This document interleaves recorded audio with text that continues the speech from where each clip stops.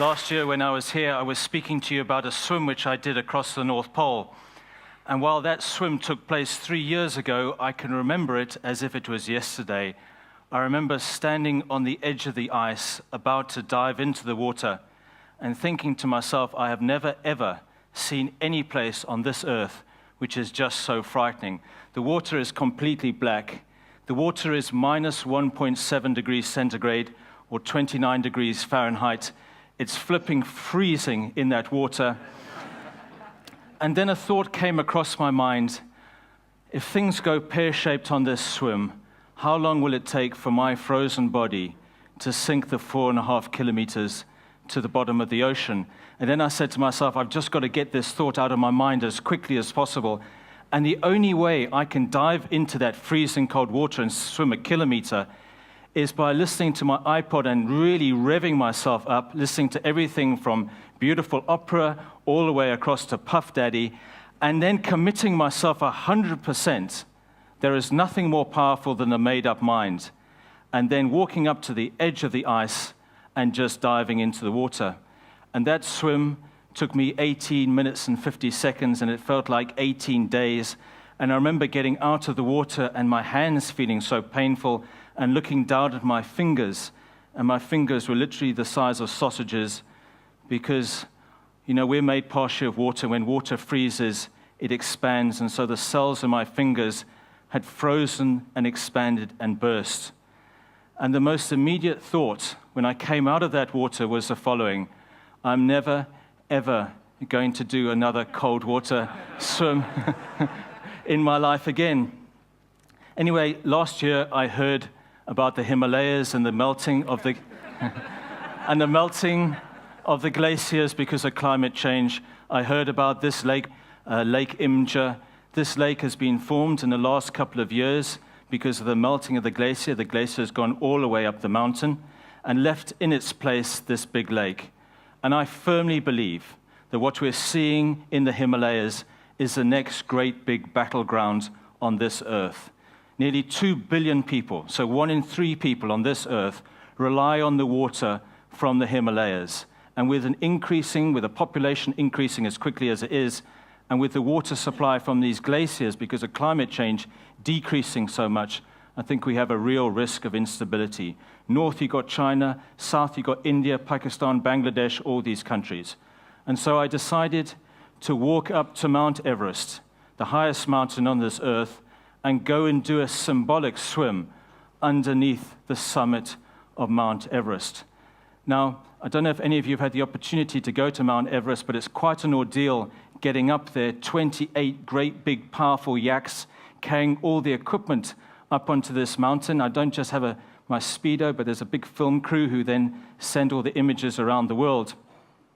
The other thing which was so challenging about this swim is not just the altitude. I wanted to do the swim at 5,300 meters above sea level, so it's right up in the heavens. It's very, very difficult to breathe. You get altitude sickness. It feels like you've got a man standing behind you with a hammer, just hitting your head all the time. That's not the worst part of it. The worst part was this year, was the year where they decided to do a big cleanup operation on Mount Everest.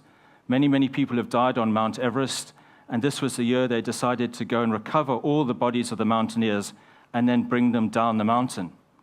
And when you're walking up the mountain to attempt to do something which no human has ever done before, and in fact, no fish. There are no fish up there swimming at 5,300 meters. When you're trying to do that, and then the bodies are coming past you, it humbles you, and you also realize very, very clearly that nature is so much more powerful than we are. And we walked up this pathway all the way up, and to the right-hand side of us was this great Khumbu glacier, and all the way along the glacier we saw these big pools of melting ice. And then we got up to this small lake underneath the summit of Mount Everest, and I prepared myself the same way as I've always prepared myself for this swim, which was going to be so very difficult. I put on my iPod, I listened to some music, I got myself as aggressive as possible, but controlled aggression, and then I hurled myself into that water. I swam as quickly as I could for the first 100 meters, and then I realized very, very quickly I had a huge problem on my hands. I could barely breathe. I was gasping for air. I then began to choke, and then it quickly led to me vomiting in the water, and it all happened so quickly. I don't know how it happened, but I went underwater, and luckily the water was quite shallow, and I was able to push myself off the bottom of the lake and get up and then take another gasp of air, and then I said, carry on, carry on, carry on. I carried on for another 5 or 6 strokes, and then I had nothing in my body, and I went down to the bottom of the lake. And I don't know where I got it from, but I was able to somehow pull myself up and as quickly as possible get to the side of the lake. I've heard it said that drowning is the most peaceful death that you can have. I have never, ever heard such utter bollocks. It is the most frightening and panicky feeling that you can have. I got myself to the side of the lake, my crew grabbed me, and then we walked as quickly as we could down over the rubble, down to our camp. And there we sat down and we did a debrief about what had gone wrong there on Mount Everest. And my team just gave it to me straight. They said, Lewis, you need to have a radical tactical shift if you want to do this swim. Every single thing which you have learned in the past 23 years of swimming, you must forget. Every single thing which you learned when you were serving in the British Army about speed and aggression, you put that to one side. We want you to walk up the hill in another 2 days' time, take some time to rest and think about things. We want you to walk up the mountain in 2 days' time, and instead of swimming fast, swim as slowly as possible. Instead of swimming crawl, swim breaststroke. And remember, never ever swim with aggression.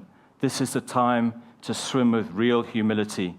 And so we walked back up to the mountain 2 days later, and I stood there on the edge of the lake, and I looked up at Mount Everest, and she is one of the most beautiful mountains on the earth, and I said to myself, just do this slowly, and I swam across the lake, and I can't begin to tell you how good I felt when I came to the other side. But I learned 2 very, very important lessons there on Mount Everest, and I thank my team of Sherpas who taught me this. The first one is that just because something has worked in the past so well doesn't mean it's going to work in the future.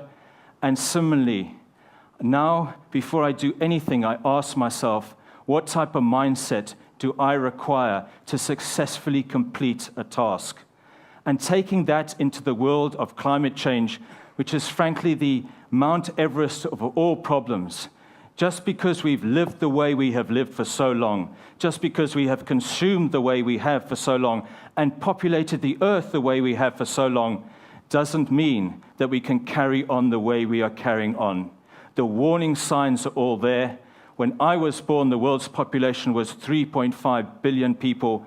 We're now 6.8 billion people, and we're expected to be 9 billion people by 2050.